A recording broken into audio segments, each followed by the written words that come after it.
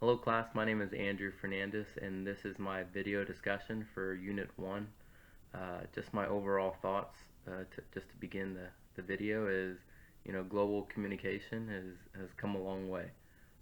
From announcing the fall of Troy through, you know, lighting signal fires to using our cell phone to communicate internationally.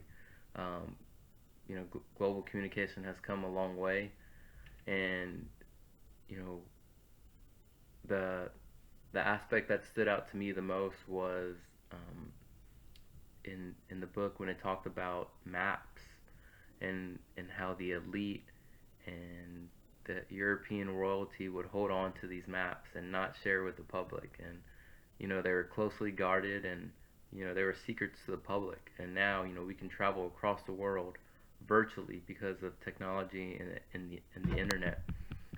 So people during this time were fearful of traveling because they had no experience or history of the country they were visiting, and the perception of a country was created by the myths the people of that country created.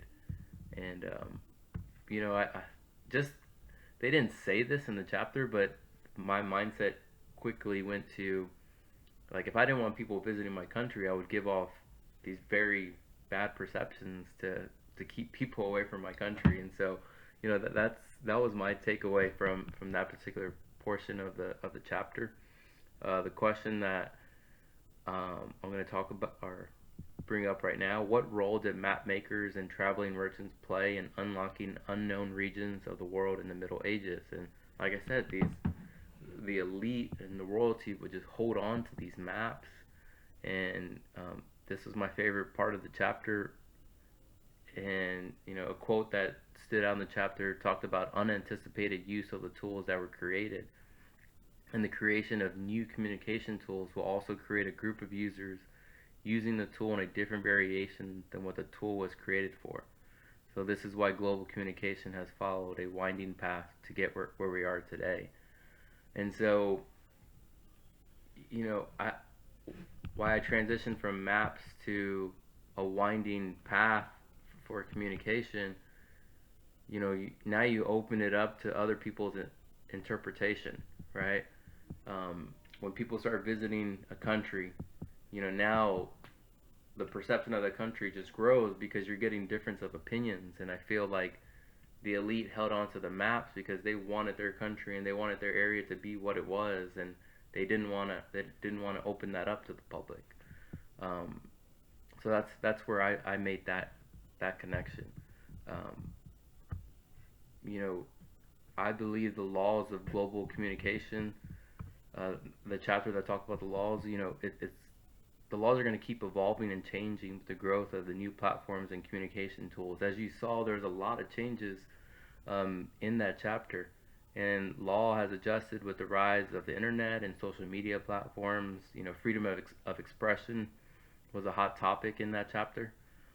Society will continue to want more from, you know, want more, and they'll want more from communication tools, the internet, social media, and that will also cause the law to change and adapt, as we've seen in this chapter.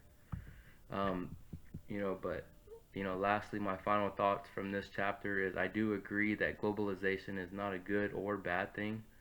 Um, we are able to communicate at a faster and more efficient speed because of the foundation that was created by the people before us. And as a society, we are able to exchange goods at a faster rate, but that also hurts our ability to, shop locally.